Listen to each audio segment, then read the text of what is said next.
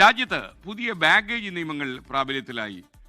അറിഞ്ഞിരിക്കേണ്ടത് എന്തെല്ലാം? ബിസിനസ് ഡെസ്കിൽ നിന്ന് കൃഷ്ണ ചെറിയാൻ നമ്മുടെ ഈ ബാഗേജ് പരിഷ്കാരം വരുമ്പോൾ എന്തൊക്കെ നമ്മൾ ശ്രദ്ധിക്കണം എന്ന കാര്യത്തിൽ അപ്ഡേഷനുമായി ചേരുന്നു.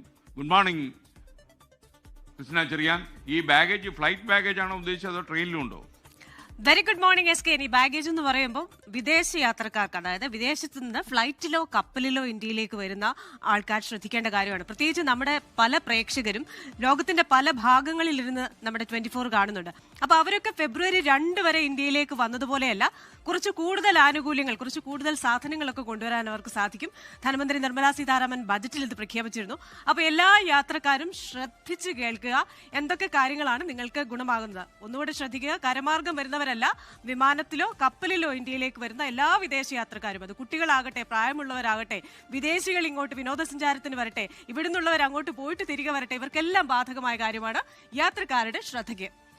അപ്പോൾ നമ്മുടെ അവധിക്കാലം ആനന്ദകരമാക്കാനുള്ള കാര്യങ്ങളാണ് ധനമന്ത്രി പ്രഖ്യാപിച്ചിരിക്കുന്നത്.